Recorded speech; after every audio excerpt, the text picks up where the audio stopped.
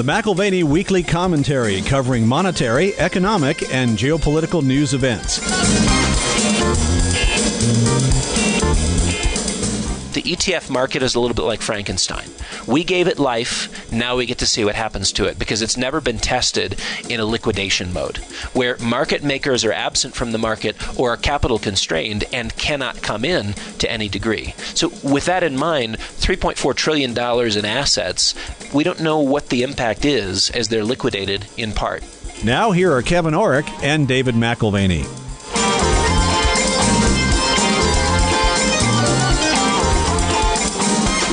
Welcome to the McAlvany Weekly Commentary. I'm Kevin Orrick along with David McAlvany. Well, we had a couple of programs where we had a chance to answer questions from our YouTube site, and it was very educational for me. I think for you as well, Dave. I love the fact that we have intelligent people listening, commenting, just watching them comment to each other, not even necessarily asking us questions.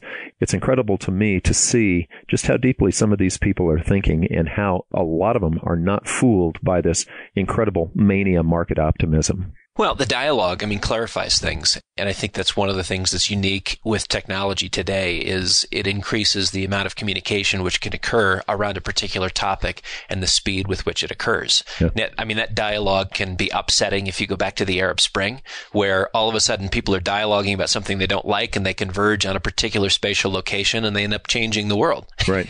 Right.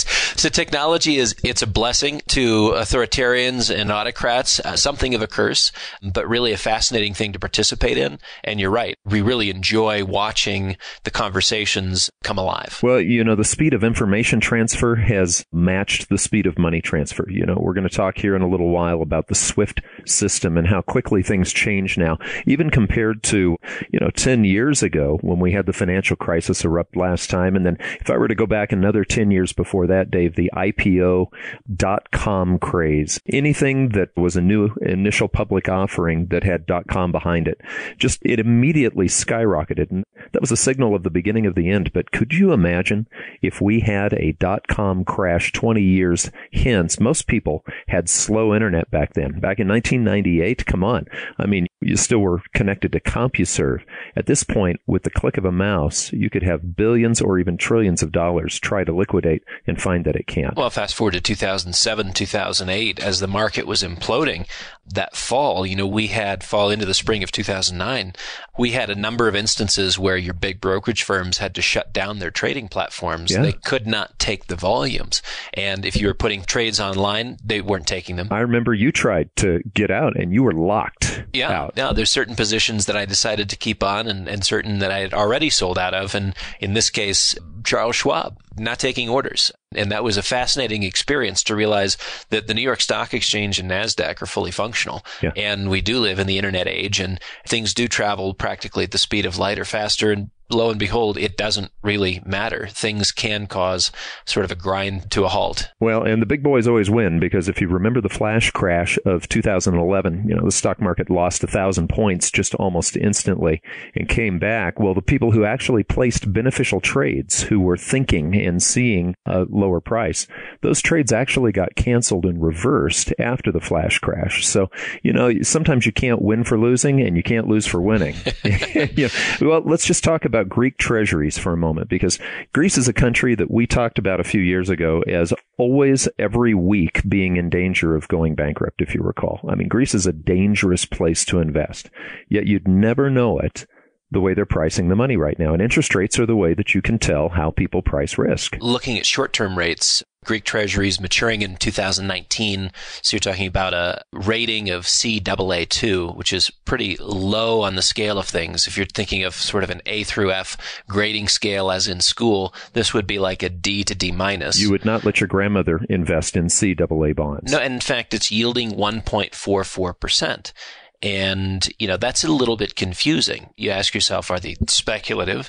Do they carry implicit risk? What do those numbers say? What do those numbers mean? Right. And do they even mean anything at present? Because you can contrast a 1.44%, 144 basis point return, contrast that with U.S. Treasuries, which mature in the same kind of time frame, 1 and 2 years. Mind you, we're now talking about AAA paper, not CAA2. Right. And AAA is, I understand, some people contest that, maybe the U.S. Treasury market isn't what it's cracked up to be. But by contrast, U.S. Treasuries are on a far better footing than Greek Treasury debt. That much is incontestable. And the yield on U.S. paper is 1.75 and 1.95. And that, just by the numbers, is suggestive of greater credit risk and higher inflation risk in the United States than in Greece. Or perhaps it's just suggestive of nothing at all, except that bond markets are at present an even lousier judge of quality and of risk than stock markets. So it's fascinating, but it's perhaps confusing, and certainly it's a sign of the times. Well, I'm talking about confusing. I mean, how in the world can you price anything accurately when there's a guaranteed buyer? And that's really what's happening if you look at the Greek bonds, the buyer is the European Central Bank. They're going to come in and buy as many as they can. And what that does is that lowers the yield that Greece has to actually pay. They don't have to pay for their risk because it's being socialized into the European Central Bank. One of the big trends of 2018 is a reduction in central bank footprint in the stock market and the bond markets of the world. We've got the ECB who's cutting their purchases in half. They'll be purchasing a mere $36 billion per month. And of course, the Bank of Japan has said we'll continue on doing what we're doing. The U.S. has promised, hasn't taken strong actions on it, but has promised to shrink their balance sheet. So cumulatively, the estimates for 2018 are roughly $1 trillion in the equivalent of quantitative easing, or asset purchases by central banks. And even with that in place, it seems to me that markets are really not taking into account that it was 2 and 3 and 4 trillion annually, if you add up all the central banks going back through the crisis years. And the stock market doesn't really care. The stock market's assuming that nothing's changing and everything is well. Well, because the volatility index, look at the volatility index, Dave. If you were an investor 25, 30 years ago, you would look at interest rates and you'd say, well, this is how much risk is in the market. Or you'd look at the price of a stock. This is how much risk is in a stock. Volatility in those indexes is one of the best ways to see if people are worried. The volatility index is virtually at a standstill right now. It's signaling massive complacency. I mean, if complacency were on a scale of 1 to 100, I mean, that's what we're talking. It's a 92, 93% complacency right now. Well, that's right. I mean, you'd have to go back to 1991 to see the VIX numbers lower than they are at present, I should say, in the last week. So, to the market, you've got a signal from traders, active participants in the market, and the signal is full speed ahead. Yeah. They're smooth sailing as far as the eye can see. And again, these are extreme readings. The VIX at 8.96 in the last week, that hasn't been lower since 1991. And, what does it mean to us? It's a reasonable indicator of psychological mood more than it is really the economic or financial condition in the marketplace. And the mood is unanimously bullish. The folks over at Elliott Wave International, Steve Hochberg, I've met at a number of conferences before. He says, every single class of investor is wildly bullish. You have institutional managers who are holding record low levels of cash relative to equities in their portfolios. The number of bullish investment advisors is the greatest in 30 to 40 years. Option speculators, the most optimistic in 3.5 years toward the prospects of a continued rising market. That's the CBOE equity put call ratio. Again, back to VIX. He continues, mutual fund investors have poured a record amount of money into bull mutual funds relative to bear mutual funds. You've got retail investors have allocated the highest percentage of their portfolios to stocks relative to cash since the great asset mania peak in 2000. Right. You have equity speculators who've borrowed to buy stocks and have availed themselves of credit to a greater degree than at any time in history. Those are the margin debt measures, Kevin, which you and I talk about quite often. And he also says that stock traders are now 95% bullish the market. Okay, now let's think about that. I mean, 95 out of 100 people are bullish on the stock market. In other words, everyone is just buying. There's 5 guys out there that are saying, wait a second, this is too high. Otherwise, 95 out of 100, that's incredible. Yeah, and he goes on to say this is the highest optimism in 11.5 years. So today we read, and these are quotes from various news headlines, equity euphoria grips the world. And then in another quote from a headline, U.S. equity melt-up already obliterating analysts' 2018 targets. And this is how he finishes his comment. These two headlines are highly significant in that they use words that are never used unless the market has already risen significantly in both price and time. Melt-up and euphoria. They represent exactly the message of the wide array of indicators shown in the Elliott Wave financial forecast. A historic top is in the making. Well, and isn't it amazing, Dave, that we talk, all of us know, everyone would acknowledge that to invest, you want to buy low and sell high. Yet when we see something high, it's incredibly difficult to fight the emotion to not think that it's going to go higher. And so why don't we learn? Why don't we recognize? I mean, you were a broker with Morgan Stanley 20 years ago, and you understood the signals even back then. Well, when I started at Morgan Stanley 20 years ago, Ibbotson charts were put in front of me to show that diversification across asset classes was key. Because according to these charts and their kind of look into history, there was a constant shift from overperformance to underperformance and back again between all asset classes. So it looked like if you just picture this, a periodic table for investing with all of your small cap, mid cap, large cap, international, everything. The message was diversify because typically the movement of sectors is not coordinated. It's not unidirectional. Well, exactly. I mean, if everything is moving in a uniform direction, you're almost guaranteeing that you're going to see a downtrend in a uniform direction. I mean, 10 years ago, Dave, when we were doing the commentary during the financial crisis, every week we were talking about unidirectional movement, but it happened to be down. But it happened to be down, and there was almost a bit of fatigue through 2008 and 2009 because we would say this hedge fund blew up, this corporate giant failed. And it was like every week something happened that cost billions of dollars and thousands or tens of thousands of jobs.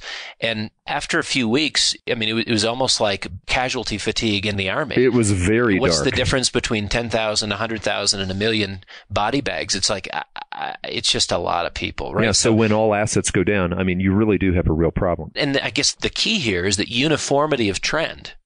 The uniformity of trend is indicative of a market extreme. Mm-hmm. Yeah, if assets are going down in concert, you have a real problem. It's not a matter of mere relative performance comparisons looking for a sector that might outperform or one that has underperformed and looks like a value.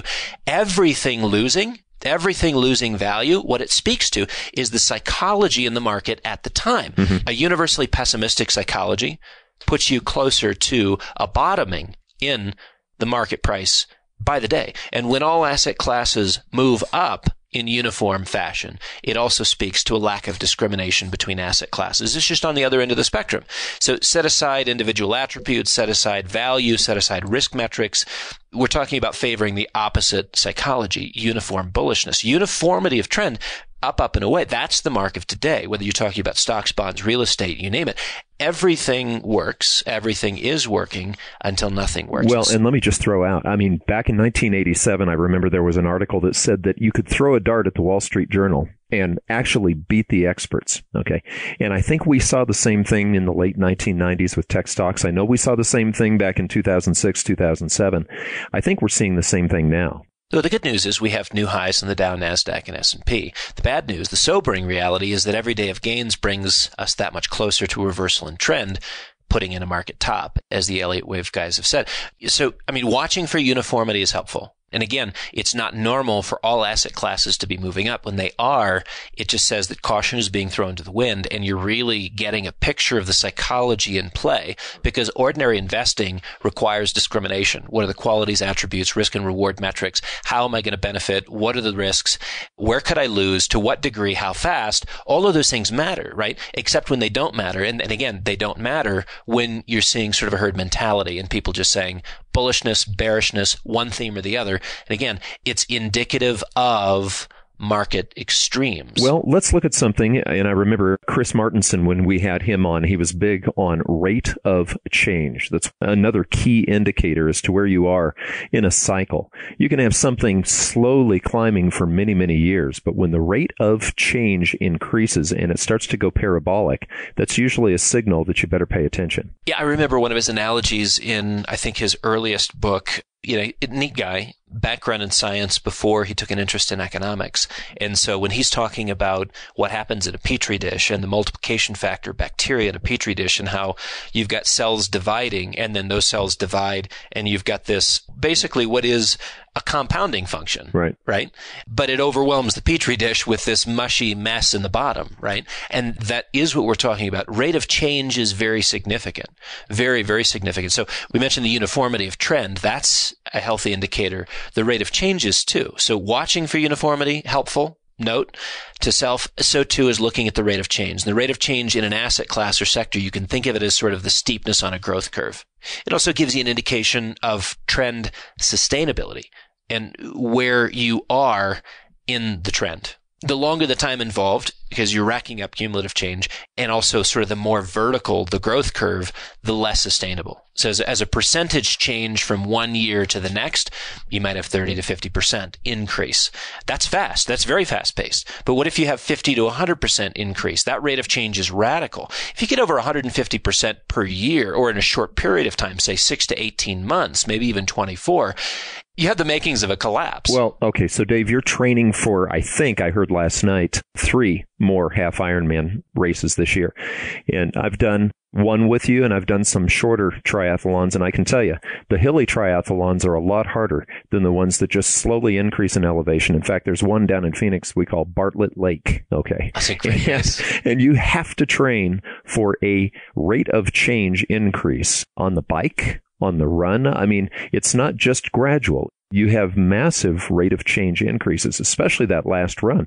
Yeah. And in a way, you have to look at this as energy used. You know, when you're training for a half Ironman or when you're running one, you really have to conserve energy because you realize how much extra energy is expended, say, when you have a hill coming up. That's right. So, I mean, rate of change growth, if you're thinking of that curve, you can also think of it like you're saying, you take a walk in the park, and you may be able to amble along for, say, 5, 10, 15 miles without interruption. It's flat, it's slow, it's steady. You're on a walk. You can enjoy it. And you can go on seemingly forever. Resting may ultimately be a need, but it's not urgent. Contrast that with, say, hiking a mountain. You reach an exhaustion point or a place where you need to rest much, much sooner.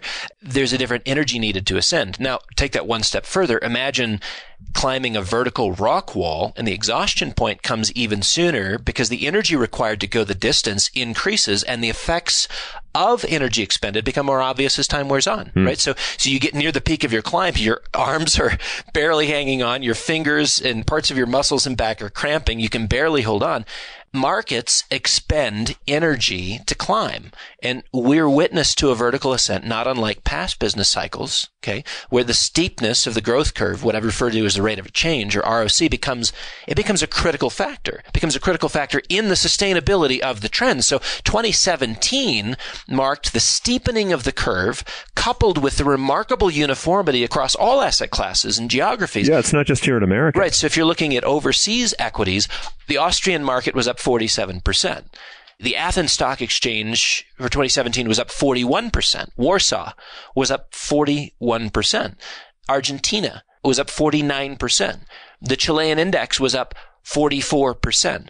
Stocks in Budapest were up 37%. Stocks in Vietnam were up 45%. Do you see the uniformity? Well, yeah. This is not it's not normal when it happens. It's telling you something. Well, let me ask you then. So if you threw a dart at the globe, are you just going to win? Yeah, for 2017, you throw a dart at the globe and you win. India's up 35%. South Korea's up 34%. It doesn't even matter if your dart hits South Korea on the brink of war. I mean, really, if you're looking at the South Korean equities, the Kospi market, what it indicates is that South Koreans are not actually concerned about what's occurring north of them. Maybe we're more concerned than they are. They may have better information than we do, but their stock market is not giving any indication of imminent missile launch over there. I mean, the only sad spot, I think, if you're throwing a dart, if you were to be sort of the donkey's tail, pin that one on the map. The one sad spot is in Pakistan. You know, Pakistani investors were down 22% for the year. Oh, so that's the unlucky dart. Right. So, yeah. I mean, but note that these are uncommon single-year gains in any market, and it's truly remarkable to see what is the equivalent, again, going back to those Ibbotson chart squares. It's like everything's lighting up simultaneously. Okay, but we talked about volatility. Now, there's been something that's been humorous and puzzling this last year. Okay, the humorous part is the volatility. If you want to see volatility, get a cryptocurrency. I mean, that's incredible. You can see 20, 30, 40% gains in a day. Well, and you can see the same thing on the loss side. Exactly. Depending on the day, it's a mixture of melt up, it's a mixture of melt down, and it continues to draw latecomers into the fray. I mean, you've got hedge fund managers and a few venture capital guys who are like, oh yeah, I'm going to make my next $500 million on this stuff. So, I mean, basically they're unable at this point to keep themselves from a P&L fantasy land. Right. Because what it's combining is infinite wealth and in a record short time frame. And you can look at history and say there are massive innovations that changed the worlds. You know, whether it was the steam engine or railways or lots of things as the world has become industrialized, you could say moved us forward. The internet was certainly one of those things. Now, trying to figure out how cryptocurrencies are as radical a revolution. Maybe they are. Maybe they aren't. You look at Ripple as an example. It opened the year 2018 with a single day gain of over 50%. That's one day after finishing 2017 as the biggest winner in the cryptocurrency space, up 38,200% in 1 year. Now, might we suggest that mania exists in the mind and then just expresses itself in the market? And I think this is something that we have to recognize. Okay, Bitcoin, the original Bitcoin, most of the people who were buying it early on saw it as an alternative to government-endorsed currency. I thought it was interesting that about a month ago, Ben Bernanke was at the Ripple conference, and he said, you know, I don't see Bitcoin really having much of a future, but boy, Ripple does. It's the blockchain of the future. I just wonder how invested Ben Bernanke is. And our interest, if my memory serves me correctly, our interest in Bitcoin goes back to our interview with Charles Vollum 4 years ago. And after the Vollum conversation 3-4 years ago, we talked to George Gilder, who was a big fan of Bitcoin. And this goes back at least 2 years ago. But I mean, you know, prices... If they're not reflective of value, they definitely provide commentary on the current state of the market practitioners. Going back to Greek debt for a minute, which we started, that is Exhibit A. Maybe Ripple is Exhibit B with its impact into the banking community, and I appreciate what it is, shrinking transaction settlement time from days via the old SWIFT system to seconds. And there is value to that. There's value in the addition of time, the condensation of transaction costs. That is of value. But apparently that contribution is on a par with the creation of Microsoft. I mean, if you look at Ripple's founder, Chris Larsen, on paper, last week he was tied for net worth with former Microsoft CEO Eric Ballmer. Wow. Both of them worth about $40 billion. Billion dollars. Now that takes Larsen's rising star to the number 15 position. And that was, you know, again, last week. So Bill Gates, you should watch out. Warren Buffett, be prepared to be passed like you're standing still. Jeff Bezos, you might want to hold on to the number one seat while you can, because investors are now betting that your tenure, Mr. Jeff, is, as the richest man, going to be very short-lived. Now, I mean, again, there's other factors which are not particularly relevant at this point, like what's Ripple's revenue stream? Do they have earnings? Are they profitable at this juncture? And we've been trained to think that those are concerns that only apply to old economy stocks. And maybe they apply to some of the stodgy technology stocks, with Apple, Google, and the like being stodgy, of course, relative to the cryptos. Well, and I remember this discussion going on back during the internet stock boom as well. They would use the words old economy, you know, and, oh, what are you talking about? You don't need profits these days because we have ideas. Yeah, it's fascinating to me that Apple today is treated like a preferred stock because of its balance sheet. And then you've got something that is offering crazier returns than the options market. Naked call options on the cryptos. And it's just, again, Amazon has proven. What have they proven? They've proven that you don't need margins for business. You don't need to make money. Ask Tesla about that. You can be in business and have a massive franchise, and actually generating profits doesn't matter. They've also proven that investors will line up. I think of Amazon here. They'll line up with their money. They'll buy your shares, even if it does take 300 plus years for them to recoup their cash from the skinny earnings that you have. So, I mean, I guess my word of advice to Mr. Larsen, talk to Elon Musk, right? Because he's going to agree that making money as a business is passé. And if you ask Elon, he's also going to say that the sky's the limit for the 2018 man of modern ideas. Yeah, ideas. See, that's the thing. That's, again, I keep saying it, but going back to the tech stock boom, it was all about ideas. It had nothing to do with actual profitability. The reality is the Ripple contribution to the financial landscape is significant. I like it. I'm just not sure it's worth what the market thinks it's worth today. But infinite imagination is the hallmark of a bull market top. Obviously, it's not the hallmark of a bottom, and it's not even really somewhere fitted in between. After 9 years of growth in the stock market, it's difficult to argue that we're in the middle of a move, and we're certainly not at the beginning. So where are we? Where are we? And I think some of the indicators, whether it's rate of change or the uniformity of trend, suggest that we are getting ever closer to the end. Do stocks suffer from the same euphoric trends as the cryptos? I mean, think of this. They do in some sectors. Jim Grant sent out a note last week that said Chanticleer Holdings, which owns the Hooters restaurant chain, not a restaurant chain I frequent or have, in fact, ever been to, but among other assets that they hold in the Chanticleer Holding Company, they announced a customer loyalty reward program. Do you know of a restaurant that offers customer loyalty reward programs? Most of them do. Okay, so nothing novel there.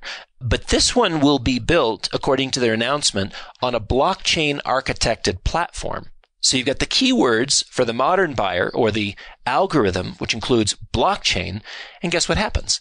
The announcement sends shares up 100% in pre-market trading. Just with the word blockchain. By the end of the day, after it's not just bots, robots, and algorithms, and it's actually people engaged, they've still increased by 41% by the close of the day. Because they're doing what? Oh, didn't you know? It's a blockchain architected platform. Now, I'm just wondering if there's better tips at Hooters or if there's a different profit structure because of the food that they serve. What is improving their business? What's a customer loyalty reward program based on blockchain? That's worth 41% to market capitalization, don't you think? Well, in the sake of discretion, Dave, I'm not going to say what I think a lot of people are thinking right now, that the Hooters chain is now using blockchain to gain stock increases. I'm sure people can probably fill in the blanks. But what's interesting is, and I'm going to sound like a repeating record, but all you had to have was the word .com at the end of your company back in 1998, 1999. And again, you didn't need anything but that. And you had incredible gains. They had IPOs that were for companies that had no potential of ever forming. Or were about something else. And by the way, this kind of mania involves itself in every space and sector. So in the 1970s, there was a bread company that decided to include the word gold in their title. And as they relisted their company, their shares shot up 400%. Why? Because gold, they didn't have anything to do with gold, right? But they attached the name gold to the bread company. And this is in the late 70s. And that, theoretically, if I owned a company that made nicotine patches and we called the company Crypto Patch, how do you think my shares would trade with the Crypto Patch as opposed to just, I'm going to help you stop smoking patch? Larson's the founder of Ripple. And I guess one of the things that he is learning here in the last few days is the transience of wealth. Because, oops, it's off by a third. Did I mention 40 billion? I bet you've never lost $15 billion in less than a week. I can hardly hold back my tears. Well, and you've talked before, when we're watching markets, sometimes it's easy to look at this one or that one and say, wow, those are incredible gains. But actually, you need to look at the breadth of a market. You need to see how much is gaining, how many stocks or how many items are gaining. I have to tell you, if there's one thing that sort of marks 2018 in the early stages as disconcerting, we have new gains. So prices are saying everything's good. Prices are affirming the fact that we have deregulation, which is positive for the economy and economic growth and business making decisions. We've got green lights here at the early stages of 2018. But the troubling part in the backdrop is the divergence of price and market breadth. Over the last 7 to 10 trading sessions, you've had fewer and fewer stocks rising as the indexes march to fresher highs. That is a very unhealthy market dynamic. And again, I don't know if that tells you that we're putting in a top in the next week or 2 weeks, or if that's an indication that there's smart money that see every move higher as an opportunity to sell shares. I'm just telling you that when you have bad breadth, market breadth, not breadth, it's not going to go well. Well, Dave, as you know, we record this program, and, if we were to say something over and over and over, we could actually save ourselves the time by just recording it once. And I'm thinking in this particular market, why don't we just put a clip in that just says all-time highs, all-time highs, Never all-time seen before highs. Pricing. Never seen before pricing, because that's sort of what we're doing. Just like 10 years ago when we would say all-time lows, all-time lows, out of business, lost bankrupt. Another 100,000, 500,000 lost. These companies being forced into a shotgun wedding. Yeah, no, it hits the ears like Persian rug sales. Have you ever driven by the neighborhood? They're always going out of business, Dave. Right. The going out of business sale. Yeah. And how many times do you drive past it and see the sign before you just don't engage with it? You block it out. Right. And so there is something of a fatigue, at least for you and me. It's getting tedious talking about new highs in margin debt, new highs in this, record levels of this and that. Okay, but there are things that we can say historically have always pointed to a crash. Look at the Buffett indicator. That's one of those indicators that Warren Buffett looks at to say, all right, is something too high? Look at the Buffett indicator, not listen to Buffett now, because Buffett's publicly saying he sees the stock market continuing to rise. But his indicator that he's always used and signed on for, that's basically signaling a crash. I challenge someone in the audience to do a news search and look at all of Buffett's comments on the Buffett indicator. And he loves the indicator, particularly when it's at 50% of GDP. Again, this is comparing the stock market capitalization to the engine of the economy, the total all-in number in terms of economic activity. So stock market capitalization, financial assets set right next to side, the activity in the market, GDP. And he loves it when it's low. And he doesn't talk about it when it's high. No. You get above 100%, yeah. Stock market capitalization of GDP, and he gets very quiet. And it's his silence is actually a way that he talks his book. So, again, we've discussed the Buffett indicator. It is a little bit like the Persian rug sale. Here's the novelty for you. It's at all-time highs. There you go. Okay. Play the clip. So it surpassed the peak, which we set in March of 2000. And currently is perched at 144% stock market capitalization compared to GDP. Which is about 3 times what he likes to see it at when he's buying stocks. Right. So Wall Street monkeys will see no bubble. They will hear no bubble. They will speak no bubble. And if you throw the Fed into the Wall Street barrel of monkeys, what you have is so much fun. It's just, there is a party going on right now. Don't distract the people on Wall and Broad. There's a lot going on. It's fast money and it's good times. Well, and there's another indicator, and we use it all the time, but it's always been an indicator of a stock market that's too high before a crash, and that's the Shiller PE, the price to earnings ratio. And never a timing indicator in terms of tomorrow it will crash. It's a value indicator. It's a value statement which says over a period of time to follow, you will either make money in stocks or lose money in stocks based on your cost basis. That's really what the Shiller PE is about. So the fact that it's reached 33, Deutsche Bank's chief investment officer, he responds to the Shiller PE reaching 33. He's saying, well, just scrap the measure. It's useless. It's antiquated. It doesn't tell us anything anymore. It doesn't tell you what you don't want to hear. Kill the messenger is what he's saying. Has the CEO ever read Andrew Smithers? Excuse me, the CIO, the chief investment officer, better well check his library. And if he hasn't read the book by Andrew Smithers, which looks at how the Shiller PE, which is not Shiller, cyclically adjusted price earnings ratio, long before Shiller adopted it and popularized it, what he'll discover is that it's one of 2 of the most reliable value indicators that people on Wall Street use. I would venture to say that the CIO of Deutsche Bank needs to have his resume checked, because that needs to be not only on his bookshelf, but well read. And he needs to have a better appreciation for what is happening in the market dynamics. So what you're saying is kill the Shiller PE, kill the Buffett indicator, kill anything that doesn't confirm the upward bias. Well, that's right, because we're in an to infinity and beyond mode. To infinity and beyond. It's that unidirectional trend that you're talking about. Everything is rising. Yeah. So you get the Buffett indicator, the Shiller PE. They tell of a future which is not pleasant, certainly not as pleasant as the recent past. And I think that's where Wall Street, including many investment officers and analysts, they prefer extrapolation. Right. They prefer extrapolation to take what just happened and say it's going to happen today, tomorrow, forever, or at least for as far as the eye can see. Well, by now you know that 2017 was remarkable for the unidirectional trend of virtually all asset classes in many of the geographies, if not most of the geographies of the world. Because comparisons come so easy to people, and I find this is sort of one of the absurdities of human beings, put us in a social setting, and there's oftentimes this sort of one-upsmanship. You go to a cocktail party, a golf club, a social gathering of some kind, and we have to compare and one-up each other. Could be baseball statistics, could be, you name it, portfolios, how we're doing, what we invested in. And I think what you should do is ask your broker why the heck he or she did not invest in the Ukrainian stock market. Because as long as we're comparing, I forgot to mention earlier, out of that list of emerging markets that have done so well, the Ukrainian stock market was north of 70%. Yeah. Right? It was up 70%. I forgot to mention it. That's not my first thought when I'm investing in stocks, Dave. Not Ukraine? Far from Crimea, neighboring Russia, a stone's throw from Syria. I mean, we're talking your easy money, your risk-free returns, north of 70%. And I know it's galling to miss gains in the marketplace, and you're tempted to say, well, if he did better than why am I invested in what I'm invested in? This is the bottom line. So the Ukraine and Greek debt, that's really where we should have been. Well, but no, that's the reality, because if you look at Greek debt and look at that, say, 2015, 2016 to the present, take 2 years, your average returns on Greek debt were better even than the one single year of a 70% return on Ukrainian paper.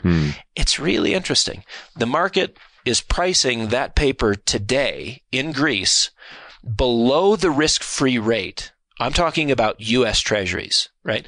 So maybe we need to change our reference point. Maybe Greek debt needs to be the new risk-free rate. The Greeks have been around a lot longer after all. I mean, what is it we're looking at? Well, one of our favorite guests, who actually is responsible for, by his own admission, some of the major crashes that we've experienced in the last 30 years, Richard Buchstaber. I mean, to be fair, he's been hired by the government to try to eliminate risk. And each time we try to eliminate some risk, it's a little bit like NFL football. Every time you try to put more padding on guys and give them a little bit more protection, say with the concussion rules, the hits get harder and things change just enough that the danger increases. And Buchstaber brings that out as well. And, you know, one of the things that you and I have talked about, and Buchstaber is recently talking about, is this passive investing trend. If everything's rising and all you have to do is throw a dart at the Wall Street Journal to win, then really, why do you need an advisor? And so you have all these passively managed funds and ETFs that really, there's no discretion used. It writes a fascinating look into the world of junk bonds. And specifically, we don't call them junk bonds anymore. We call them high yield debt, right? So high yield debt in the form of an ETF remains very popular. This last year, I think your return on high yield bonds was about 6%, a little bit of capital appreciation, most of that coming from the interest component. And one of the things that he points out is that you can have this divergence between the price of the ETF and the underlying asset in periods of time where the market, which junk bonds trade by appointment. In other words, you don't really have a two-way flow of capital in and out of that market all the time. It's not as liquid as you would think it is. You trade by appointment. If you have a sale, you put it up there and it takes a little while to settle that trade because there's not that much liquidity. So you can have a divergence between the price of the ETF and the underlying asset. And ultimately what that causes is a massive rupturing of the product itself. Right. And so his concern is that when you look at the ETF universe, there is a built-in liquidity detonator. And it creates a real problem within the ETF universe. And he's not saying that the entire ETF universe is at risk, that $3.4 trillion universe.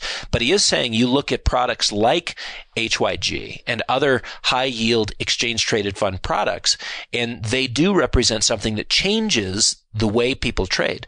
Now, if a large investment house begins to see the high-yield ETFs implode, guess what they do? They look at the structure of their ETFs, which are going to be your SPYs and your other large index funds, and they'll begin to get liquid because they don't want to see those products tested, even though they know in terms of the price of the product and the cash market, there's not going to be a divergence in value. They'll begin selling before the others do. They absolutely will. A little like what we saw with the Intel executive this week. Yeah, the problem is to sell early, it means you're at the front edge of something because someone sells in the front edge, in the middle, and it lasts.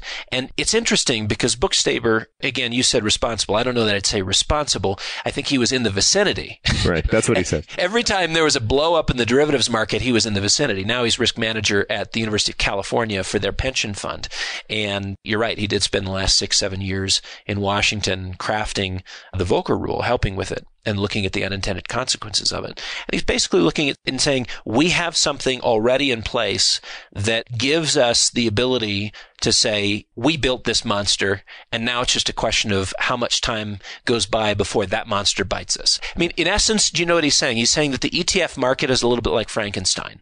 We gave it life, now we get to see what happens to it, because it's never been tested in a liquidation mode, where market makers are absent from the market or are constrained, capital constrained, and cannot come in to any degree. So with that in mind, $3.4 trillion in assets, we don't know what the impact is as they're liquidated in part. And it hasn't been tested because we have a uniform rising market. Now, we've been talking about prices rising, Dave, but I was explaining to my son the other night, and I said, 25 years ago, 30 years ago, if you were investing in stocks, what you were doing was, the idea was to buy a company that you could share in the profitability of a company.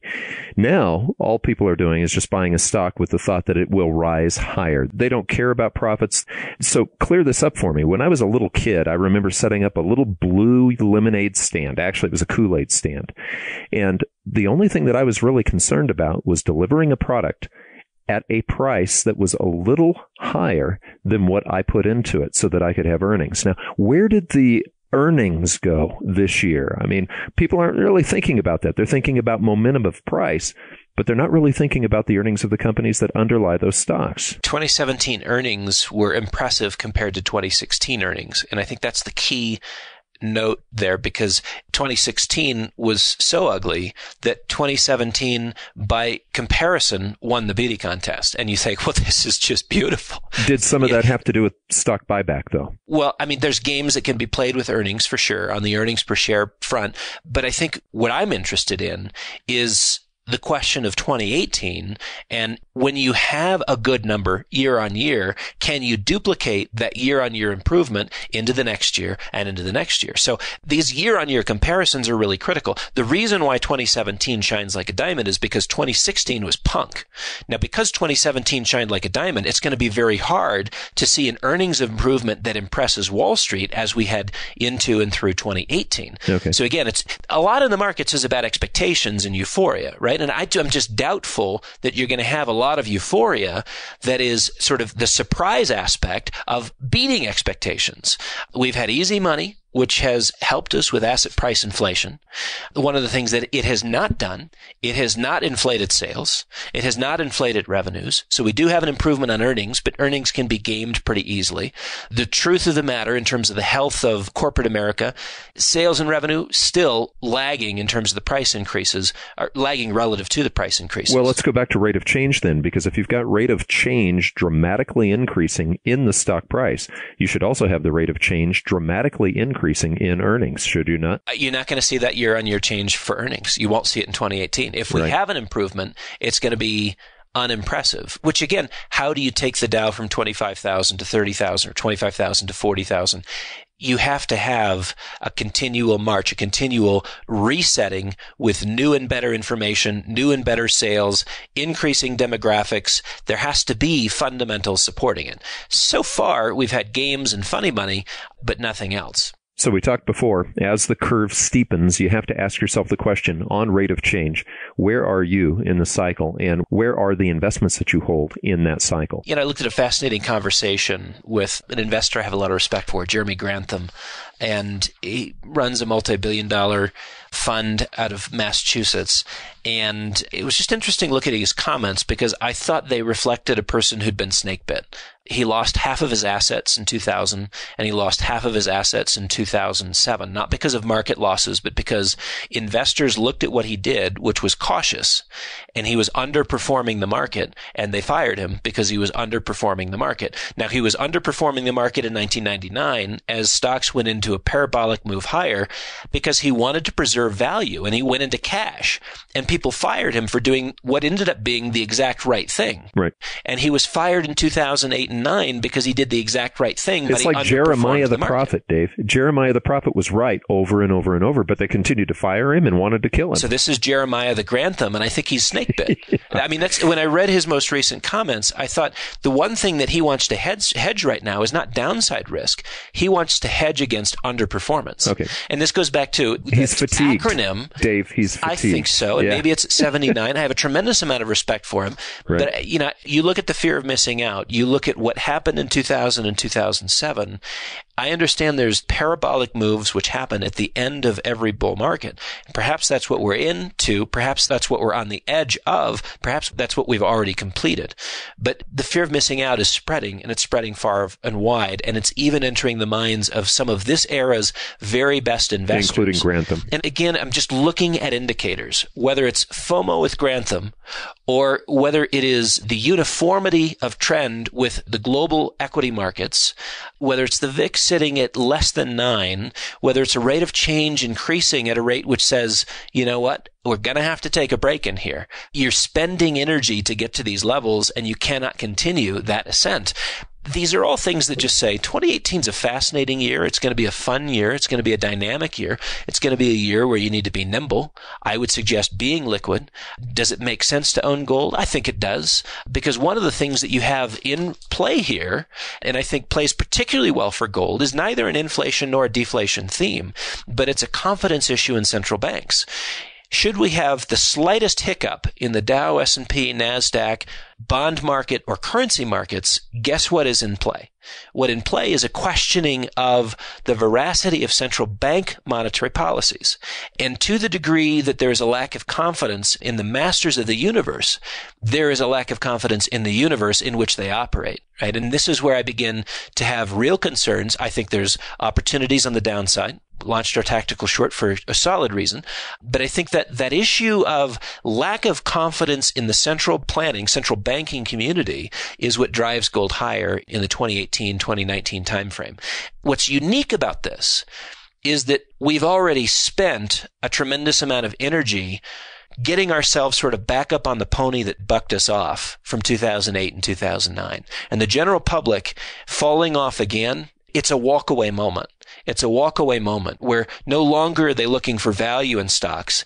It's throw away, walk away, never touch it again moment. And that's the kind of move that we were looking for at the bottom in 2009, March of 2009, never saw because of the interventions. But we may very well have it, 2018, maybe time frame stretched to 2019, but that's what we're playing with. And I think that's why gold is particularly interesting in this environment. You've been listening to the McAlvany Weekly Commentary. I'm Kevin Orrick along with David McAlvany.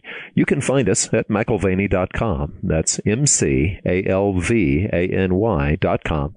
And you can call us at any time, 800-525-9556. This has been the McAlvany Weekly Commentary. The views expressed should not be considered to be a solicitation or a recommendation for your investment portfolio. You should consult a professional financial advisor to assess your suitability for risk and investment. Join us again next week for a new edition of the McAlvany Weekly Commentary.